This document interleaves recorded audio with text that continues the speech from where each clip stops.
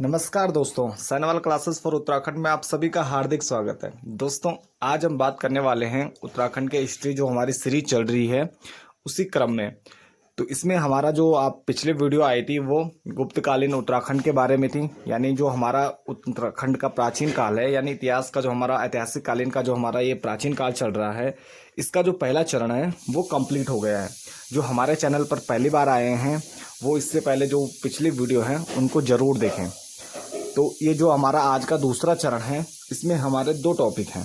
पहला है हर्षवर्धन कालीन उत्तराखंड और दूसरा है हर्ष के पश्चात, यानी जो हर्षवर्धन वंश था उसके समय में कौन कौन सी परिस्थितियाँ थी, उनका शासन कहाँ कहाँ तक था। तो उससे संबंधित जो इम्पोर्टेंट फैक्ट हैं उनके बारे में जानेंगे हर्षवर्धन कालीन उत्तराखंड, यानी 606 से 647 के बीच। और हर्ष के पश्चात, यानी हर्ष के पश्चात जब एक केंद्रीय शक्ति का पतन हो गया, उसके पश्चात उत्तराखंड में कौन कौन सी वो प्रमुख परिस्थितियाँ थी और कौन से प्रमुख राजवंश थे जिन्होंने उत्तराखंड पर अपना अलग अलग छोटे छोटे क्षेत्रों में अपना शासन प्रभुत्व उनका शासन या था। तो आइए बात करते हैं इसमें। सबसे पहले हम ये जो हमारा फर्स्ट टॉपिक आज का, यानी दूसरे चरण का जो पहला टॉपिक है हर्षवर्धन कालीन उत्तराखंड के बारे में। हर्षवर्धन कालीन उत्तराखंड के जो 606 से 647 के बीच का टाइम पीरियड है उसमें हम थोड़ा इसकी प्रारंभिक परिस्थिति देखते हैं, किस प्रकार से वर्धन वंश का यहाँ शासन होता है। देखिए, अगर बात की जाए तो इससे पहले जो मौखरी वंश था, यानी जो नाग वंश थे, नागों को जो शासन सत्ता जो समाप्त करने का श्रेय जाता है वो जाता है मौखरी वंश को। यानी मौखरी वंश कन्नौज में एक मौखरी वंश रहता है, उसका शासन पर्वत तो यहाँ पर स्थापित हो जाता है। भले ही अल्पकालीन था लेकिन थोड़ा बहुत उनका यहाँ पर शासन प्रभुत्व रहता है। और इसके जो शासक रहते हैं ग्रह वर्मा, उसके जो ये ग्रह वर्मा रहते हैं, इनकी हत्या हो जाती है और इसकी हत्या के साथ ही यहाँ पर जो मौखरी वंश है उसका पतन हो जाता है। और जो ये मौखरी वंश है वो इसके बहनोई जो थानेश्वर के नरेश रहते हैं हर्षवर्धन, ये उनके अधीन हो जाता है। यानी जो मौखरी राज्य था वो हर्षवर्धन के अधीन चल जाता है।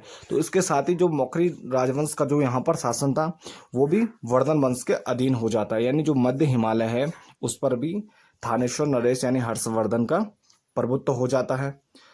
तो जो हर्षवर्धन के शासनकाल की जो अगर जानकारी की बात की जाए कि वर्धन वंश ने उत्तराखंड पर जो शासन किया उसकी जानकारी की बात की जाए तो उसकी जानकारी जो हर्षवर्धन के राजकवि रहते हैं बाणभट्ट द्वारा, उनके द्वारा एक प्रमुख ग्रंथ लिखा गया है जो उनके हर्षवर्धन के ही जीवन पर आधारित है।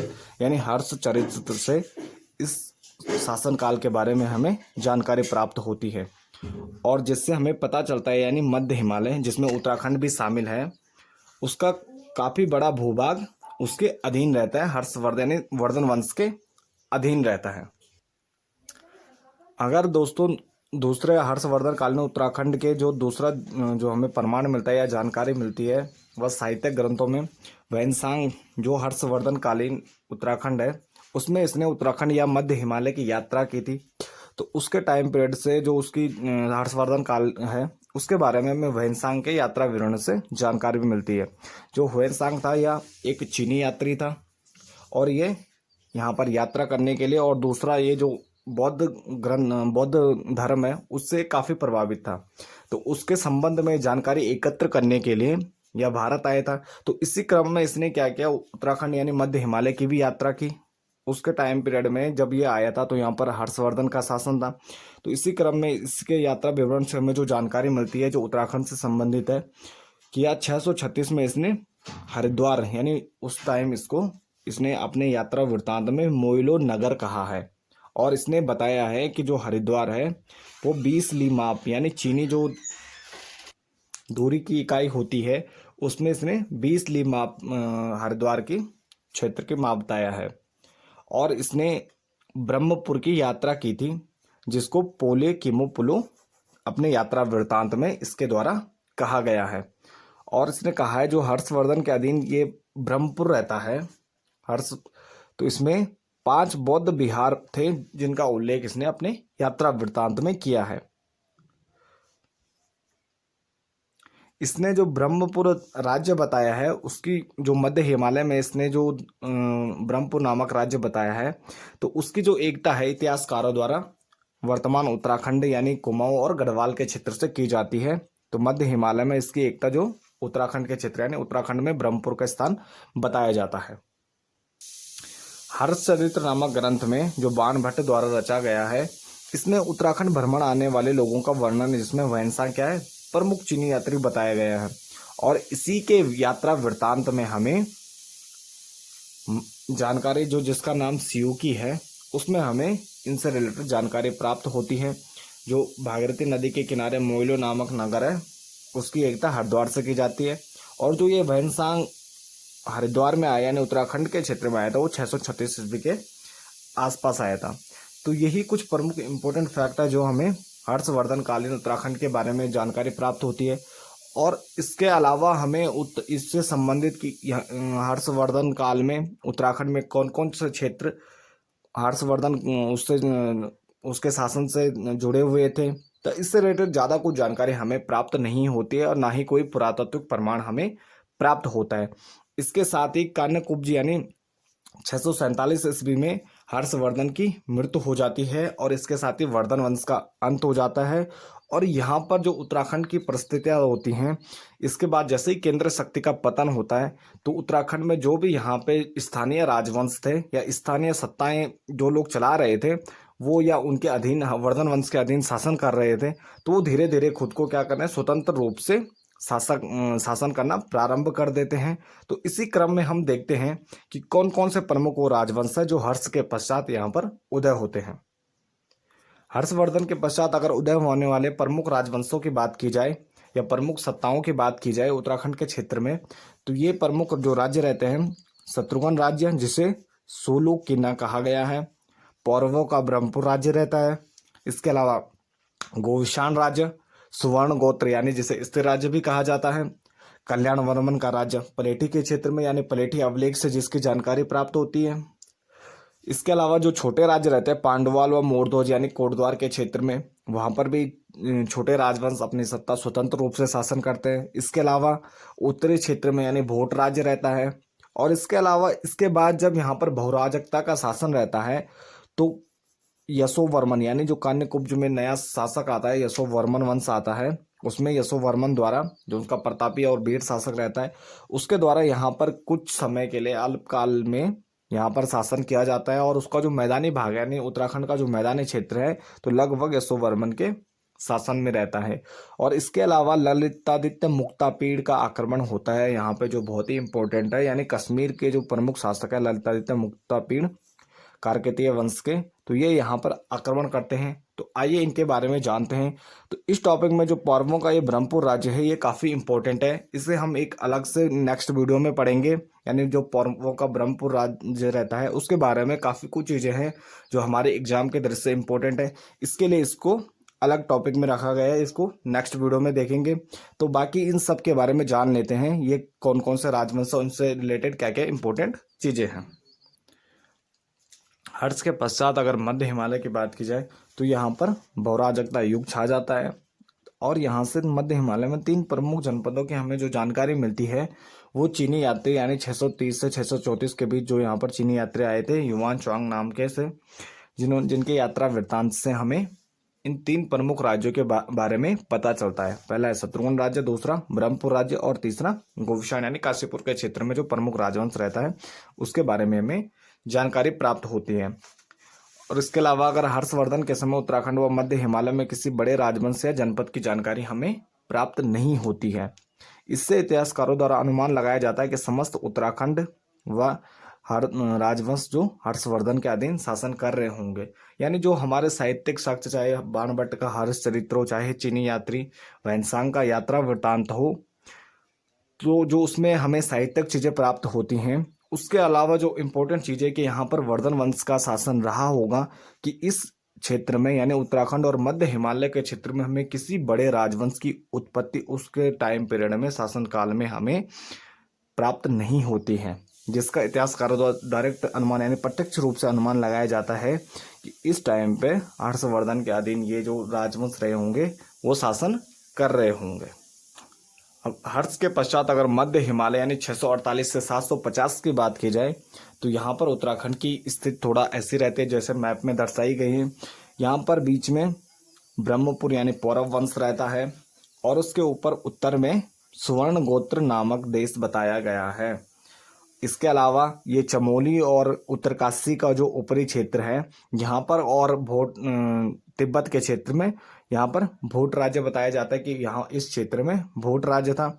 इसके अलावा पलेठी यानी देवप्रयाग के क्षेत्र में कल्याण वर्मन का राज्य हमें पता चलता है, जिसकी जानकारी हमें पलेठी के शिलालेख से प्राप्त होती है।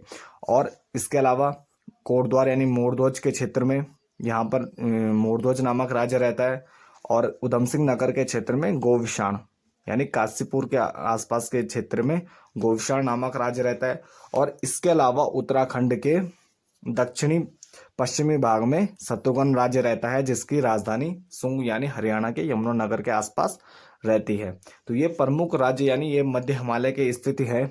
और इसके उत्तराखंड के दक्षिण में यानी जो यूपी वाला क्षेत्र है यहाँ पर कान्यकुब्ज नामक राज्य रहता है, जिसका प्रमुख जो राजा रहता है यशोवर्मन, इसका वीर प्रतापी राजा रहता है, जो प्रारंभ में जब हर्षवर्धन कालीन उत्तराखंड यानी हर्ष के शासन में उत्तराखंड था, तो इसमें हर्षवर्धन का या सामंत के रूप में यहाँ पर शासन कर रहा होता है। जैसे ही यहाँ पर हर्षवर्धन की डेथ हो जाती है, मृत्यु हो जाती है, उसके बाद ये अपना स्वतंत्र राज्य स्थापित कर देता है।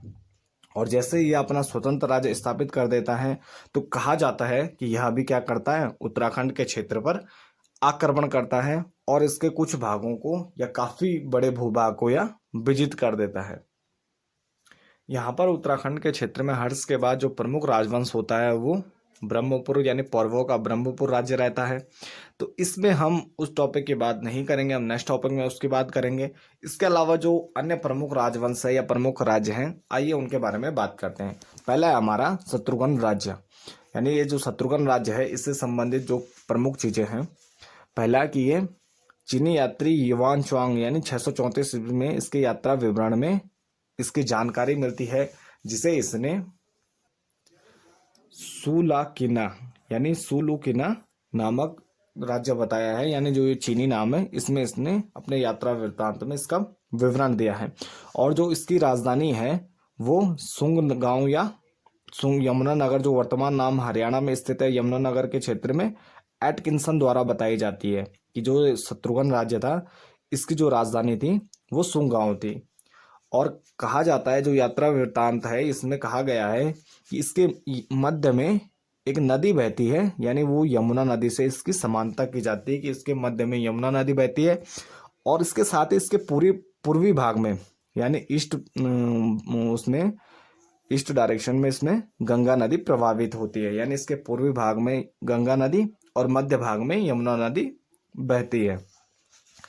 इसके साथ ही जो इतिहासकार कनिंगम रहते हैं उनके द्वारा जो इसकी स्थिति विस्तार के बारे में बताया गया है कि राज्य इसके कहाँ स्थित था, तो इसमें इन्होंने बताया है कि इसके पूर्व में गंगा नदी बहती है, पश्चिम में गिरी नदी बहती है, और इसके साथ ही जो इसका नॉर्थ यानी उत्तर वाला भाग है ये पर्वतीय भाग था, और इसका जो दक्षिण वाला भाग है इसमें अंबाला और सहारनपुर का कुछ मैदानी भाग सम्मिलित था। यानी जो इसमें अगर आप देखें तो ये जो उत्तराखंड है हमारा, तो इसका जो पश्चिमी क्षेत्र है यानी जो हमारा उत्तराखंड है इसका जो पश्चिमी क्षेत्र है, यमुना नदी यहाँ पर हो गई, तो यमुना नदी इसके मध्य में बहती है, यानी ये ब्रह्मपुर के लास्ट वाला जो पश्चिमी क्षेत्र है ये भाग इसमें सम्मिलित रहा होगा। और इसके साथ ही सहारनपुर यानी यूपी वाला क्षेत्र और इसके अलावा जो पश्चिम का और भाग है वो इसमें सम्मिलित रहा होगा। यानी ये जो शत्रुघ्न राज्य है या उत्तराखंड के पश्चिम दक्षिण पश्चिम में स्थित रहा होगा। इसके अलावा जो राजधानी बताई है वो सुंगांव यानी सोलुकिना जो नामक राज्य था उसकी राजधानी सुंगांव हरियाणा से इसकी एकता की जाती है, वो एटकिंसन के द्वारा बताई गई है। नेक्स्ट हमारा गोविशाण राज्य। और गोविशाण जो राज्य है जो चीनी यात्री युवान चुआंग था उसके यात्रा वृत्तांत में इसकी जानकारी है, जिसे कूपी संगना यानी एक चीनी नाम है, इसे कूपी संगना नाम से संबोधित किया गया है। और यात्रा वृत्तांत के अनुवादक यानी जो ये यात्रा वृत्तांत युवान चुआंग का यात्रा वृत्तांत है जो उसका अनुवादक था जूलियन ने इसका जो संस्कृत नाम दिया वो गोविशाण दिया, और उसी के नाम से हमें इसको संबोधित करते हैं। जो ये युवान चोंग नामक यात्री था, इसने 636 ईस्वी में गोविशाण नामक ये राज्य था, जो यानी जिसकी जो स्थिति की बात की जाए जो उधम सिंह नगर के आसपास है, तो उसमें इसने यात्रा की थी। और जो इसकी राजधानी की बात की जाए, अगर इसकी राजधानी की बात की जाए तो कनिंगम के अनुसार जो इसकी राजधानी थी वो काशीपुर के पास उज्जैन ग्राम के पास एक पुराना दुर्ग है, जिससे इसकी एकता की जाती है कि ये जो राजधानी रही होगी वो उज्जैन ग्राम के पास पुराने दुर्ग में रही होगी, यानी काशीपुर के आसपास के क्षेत्र में रही होगी। तो कनिंगम के अनुसार जो गोविशाण की स्थिति और विस्तार है वो, यानी इसके जो पूर्वी भाग है वो शारदा या जो घाघरा नदी है वहां तक या विस्तारित था। नॉर्थ में इसके उत्तर में ब्रह्मपुर राज्य स्थित था, और इसके पश्चिम में पश्चिमी रामगंगा नदी स्थित है, और जो दक्षिणी भाग है इसका रामपुर और पीलीभीत का कुछ मैदानी क्षेत्र इसमें सम्मिलित रहता है, यानी जो साउथ में या यूपी तक विस्तारित था। और जो इसकी राजधानी है वो काशीपुर के स्थित उज्जैन ग्राम के पास पुराने दुर्ग में है, यानी जो उधम सिंह नगर के आसपास ये राज्य गोविशाण नामक राज्य स्थापित रहता है। इसके बाद हमारा नेक्स्ट है सुवर्ण गोत्र देश या स्थिर राज्य कहा जाता है। अब युवान चौंग के यात्रा वृत्तांत में इसे सुफालाना क्यूता लो कहा गया है। यह एक चीनी नाम है, इसे इस नाम से संबोधित किया गया है, और लंबे समय से इसको एक अविजित राज्य कहा गया। अविजित राज्य का मतलब है कि इसे किसी के द्वारा विजित नहीं किया गया था, इसने स्वतंत्र शासन सत्ता स्थापित की थी या बनाए रखी हुई थी। और जो एक राज्य था, इससे रिलेटेड एक इम्पोर्टेंट ये फैक्ट है, इसको आप ध्यान में रखना। यह जो राज्य था यह पूर्व से पश्चिम में अधिक विस्तृत था, अर्थात इसकी लंबाई अधिक थी, और उत्तर से दक्षिण इसकी लंबाई चौड़ाई कम थी या कम विस्तृत था। इसके अलावा ब्रह्मपुर के उत्तर में हिम पर्वतों के मध्य व उत्तम कोटि का स्वर्ण उत्पादक राज्य कहा जाता है। या ब्रह्मपुर की इसकी स्थिति की बात की जाए तो ये ब्रह्मपुर के उत्तर में रहता है, यानी उसके ऊपर, अभी हमने मैप में भी देखा था, उसके ऊपर स्थापित उत्तर में स्थित रहता है, और हिम पर्वतों के मध्य है, यानी इसमें जो हमारा मध्य और महान हिमालय है उसमें इसकी स्थिति की समानता की जाती है, और इसे कहा जाता है कि यहाँ पर उत्तम कोटि का स्वर्ण उत्पादन किया जाता है। और इसके साथ ही वृहद संहिता में इसे पश्चिमोत्तर दिशा में स्थित एक राज्य बताया गया है। जो वृहद संहिता नामक ग्रंथ है इसमें इसे पश्चिम उत्तर में एक दिशा में स्थित एक स्वर्ण गोत्र नामक राज्य बताया गया है। और जो इसको स्थिर राज्य कहने का तथ्य है या कारण है, तो उससे कहा जाता है कि यहाँ पर कई शताब्दियों से, यानी बहुत लंबे समय से यहाँ पर जो शासक थे वो एक महिला थी, और महिला शासिका होने के कारण ही इसको पूर्वी स्त्री राज्य के नाम से भी संबोधित किया जाता है। यहाँ पर महिलाओं का शासन होने के कारण इसको स्थिर राज्य के कहा जाता है, यानी लंबे समय से यहाँ पर महिलाएं शासन कर रही हैं, तो इसके लिए इसको स्थिर राज्य नाम दिया गया है। इसके अलावा जो बिल्सन रहते हैं इनके द्वारा इससे भोट या तिब्बत क्षेत्र में स्थित एक देश बताया गया, यानी जो उसकी स्थिति बताई जाती है वह तिब्बत के क्षेत्र में बताई जाती है, यानी जो हमारे उत्तराखंड का उत्तरी क्षेत्र है या चाइना वाला क्षेत्र है उसमें इसकी स्थिति की समानता की जाती है। और इसके अलावा जो इम्पोर्टेंट फैक्ट है कि कश्मीर शासक ललितादित्य मुक्तापीड़ द्वारा इसे विजित करने का जो उल्लेख प्राप्त होता है वो होता है कल्हण, जो राज तरंगणी नामक हमारी पुस्तक है या ग्रंथ है, उसमें इसकी जानकारी होती है कि जो कश्मीरी शासक जब यहाँ पर मतलब मध्य हिमालय और उत्तराखंड के क्षेत्र में ललितादित्य मुक्तापीड़ का आक्रमण होता है, तो उसके द्वारा इस राज्य को, जो अभिजित राज्य था, सुवर्ण गोत्र नामक देश जो राज्य था, उसको विजित किया जाता है, यानी उसको विजित करने का जो प्रमाण है वो राज तरंगणी नामक ग्रंथ में प्राप्त होता है। अगर सुवर्ण गोत्र इस राज्य की स्थिति एवं विस्तार की बात की जाए तो इसके ईस्ट में कहा जाता है कि तिब्बत वाला जो क्षेत्र था इसके पूर्व में स्थित था, और नॉर्थ में एक खोतान नामक राज्य बताया जाता है, और इसके पश्चिम में संपा नामक देश या स्वतंत्र राज्य बताया जाता है, और इसके दक्षिण में जो इम्पोर्टेंट है कि ब्रह्मपुर राज्य बताया जाता है, इसके दक्षिण में ब्रह्मपुर राज्य स्थित था। इसके बाद हमारा नेक्स्ट जो प्रमुख राजवंश है यानी कल्याण वर्मन का राज्य।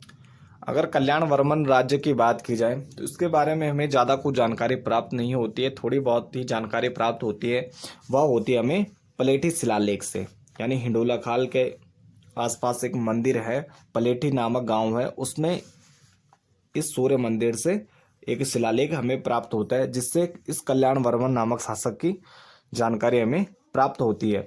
अगर इसका राज्य क्षेत्र की बात की जाए, जो कल्याण वर्मन नामक राजा था, उसका जो राज्य क्षेत्र था वो देवप्रयाग यानी टेरी गढ़वाल जिले के देवप्रयाग के पास गंगा के तटवर्ती प्रदेश में यह स्थित था। और यहाँ पर जो वर्मन ये राज्य है, इसके 3 शासकों की हमें जानकारी प्राप्त होती है। पहला है आदित्य वर्मन, दूसरा है कक्कर वर्मन और तीसरा है कल्याण वर्मन। यानी 3 प्रमुख शासकों की, वर्मन वंश के 3 शासकों के हमें इस पलेठी शिलालेख से जानकारी प्राप्त होती है।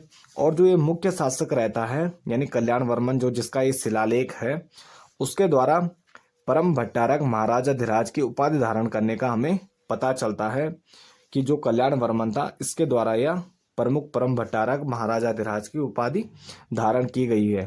इसके अलावा अन्य कोई जानकारी हमें इसके संबंध में प्राप्त नहीं होती है।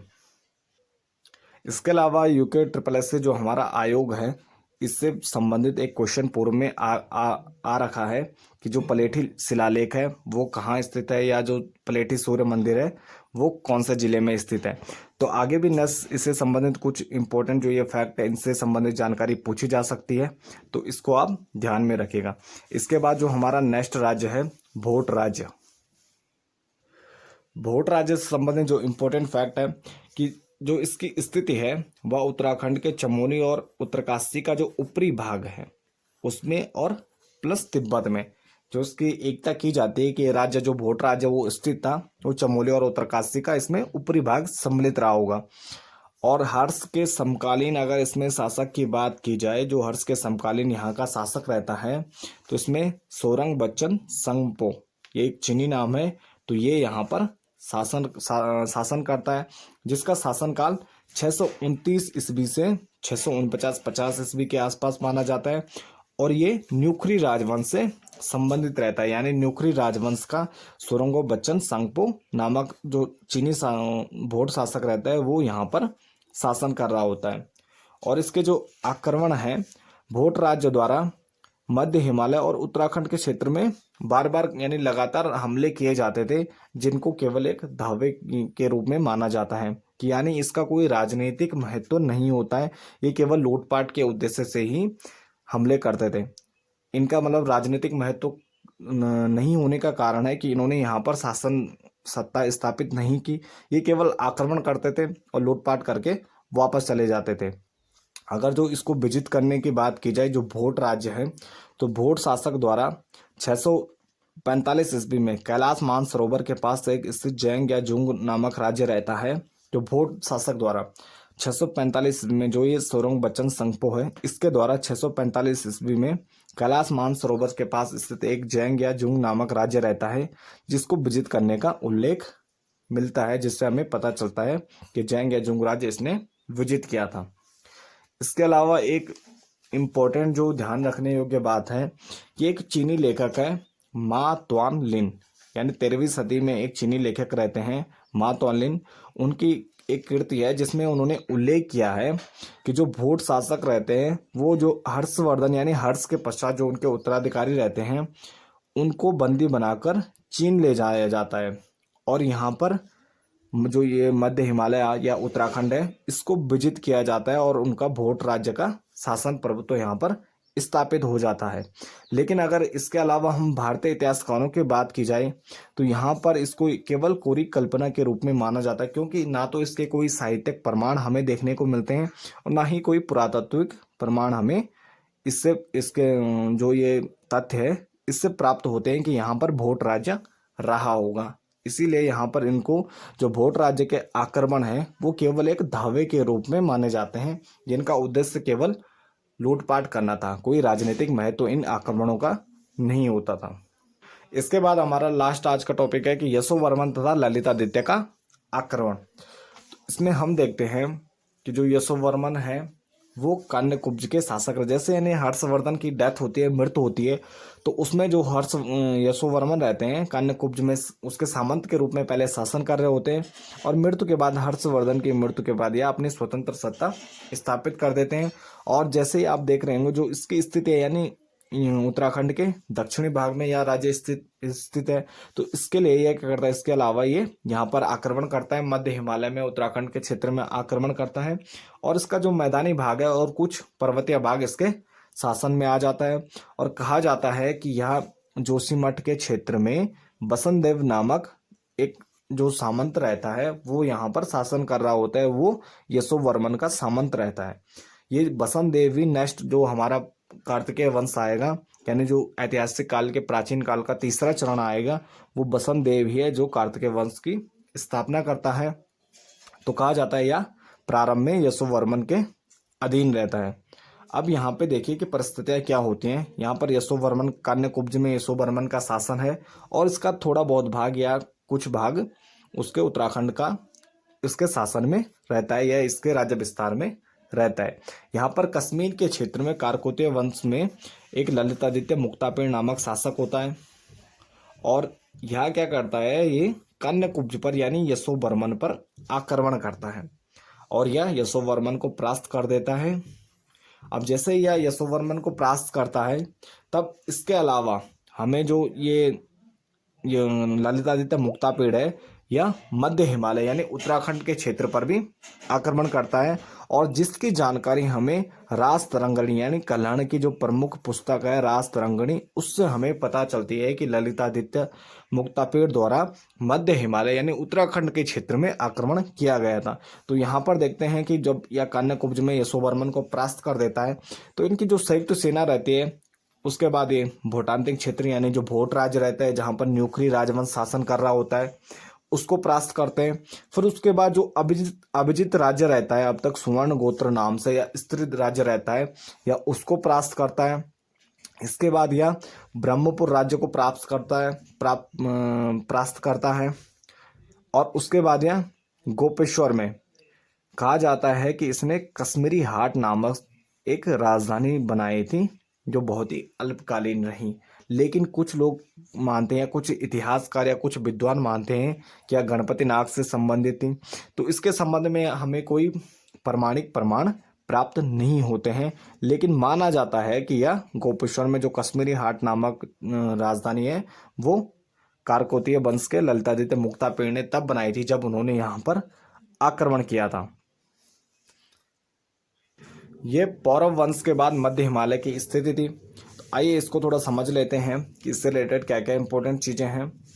कि इतिहासकारों द्वारा कुमाऊं और गढ़वाल में यशोवर्मन द्वारा आक्रमण किया जाता है, यानी कुमाऊं और गढ़वाल के क्षेत्र में पहले जो यशोवर्मन जब ये हर्षवर्धन के बाद या उसके सामंत से स्वतंत्र शासक के रूप में स्थापित होता है, तो यह उत्तराखंड पर आक्रमण करता है, और ब्रह्मपुर के जो पौरव वंश रहता है वो यशोवर्मन के अधीन आ जाते हैं। जो इसकी जो जानकारी की बात की जाए तो वागपति के गौड़वहो नामक प्राकृत काव्य से इसकी जानकारी प्राप्त होती है कि यशोवर्मन द्वारा यहाँ पर आक्रमण किया गया था, और इसमें मंदर पर्वत को विजित करने का उल्लेख मिलता है जो मध्य हिमालय में ही स्थित रहता है। और कहा जाता है कि जोशीमठ में बसंत देव नामक व्यक्ति को इसने एक सामंत के रूप में नियुक्त किया था, और इसके जो आक्रमण है वह 725 ईस्वी में माना जाता है कि 725 ईस्वी में इसने उत्तराखंड या मध्य हिमालय पर आक्रमण किया था। अगर कश्मीरी शासक ललितादित्य मुक्तापीड़ के जो मध्य हिमालय पर इन्होंने मध्य हिमालय का अभियान किया था उसमें बात की जाए तो इसका जो यात्रा विवरण है, ओंकांग का यात्रा विवरण है, उसमें इसकी जानकारी मिलती है। ये भी एक चीनी यात्री है, और इसके अलावा कल्याण की जो रास तरंगिणी नामक प्रमुख ग्रंथ है या पुस्तक है, उसमें इसकी जानकारी मिलती है कि कश्मीरी शासक द्वारा यहाँ पर आक्रमण किया गया था। अगर इनका क्रम देखा जाए तो सबसे पहले ये यशोवर्मन पर आक्रमण करते, उसके बाद भोट राज्य पर, उसके बाद स्वर्ण गोत्र, और फिर पौरवों का ब्रह्मपुर जीतते हैं, और उसके अलावा उत्तर कुरु को भी विजित करने का हमें साहित्यिक प्रमाण प्राप्त होता है। इसके अगर अधीन क्षेत्र की बात की जाए तो मध्य हिमालय का ब्रह्मपुर राज्य और उसके आसपास का क्षेत्र इसके अधीन हो जाता है, यानी यमुना से काली तक के भाग पर ये विजित यानी जो आधुनिक उत्तराखंड है यहाँ पर इसका शासन स्थापित हो जाता है। इसके जो राजधानी की बात की है, जैसे हमने अभी बात की थी कि गोपेश्वर सीमा में कश्मीरी हाट नामक इसने एक राजधानी बसाई थी, जिसकी कुछ इतिहासकार इसको गणपति नाग से संबंधित मानते हैं। इसके अलावा कहा जाता है कि स्थिर राज्य, जब ये स्थिर राज्य यानी जो एक अभिजित राज्य था उसको विजित करता है तो उसमें नरसिंह मंदिर स्थापित करने का प्रमाण हमें साहित्य ग्रंथों में पता चलता है कि नरसिंह मंदिर, एक नरसिंह मंदिर बनवाया था। तो कुछ इतिहासकारों द्वारा कहा जाता है कि जो ये कल उसका ललितादित्य मुक्तापीड़ द्वारा जो एक नरसिंह मंदिर बनवाया जाता है वह जोशीमठ के नरसिंह मंदिर से उसकी समानता की जाती है कि वह मंदिर नरसिंह मंदिर का जो जोशीमठ में स्थित है। इसके अलावा अगर साहित्यिक साक्ष्य के अलावा ललितादित्य मुक्तापीड़ का जो केदार मंडल पर विजय प्राप्त करने का कोई भी हमें पुरातात्विक प्रमाण प्राप्त नहीं होता है, यानी केवल साहित्यिक ग्रंथों में ही हमें इसकी जानकारी प्राप्त होती है। इसके अलावा हमें कोई पुरातात्विक तथ्य हमें इससे रिलेटेड प्राप्त नहीं होते हैं। तो यही है हमारा आज का प्रमुख विषय जो था हर्षवर्धन कालीन उत्तराखंड और हर्ष के पश्चात जो यहाँ के प्रमुख यानी जो बहुराजकता का युग आता है उसमें कौन कौन से प्रमुख राजवंशों का उदय होता है। तो इसके बाद मिलते हैं पर्वों के ब्रह्मपुर राज्य में, जो हमारा इसमें छूट गया है वो एक काफ़ी इंपॉर्टेंट टॉपिक है। तो मिलते हैं नेक्स्ट वीडियो में, तब तक के लिए धन्यवाद।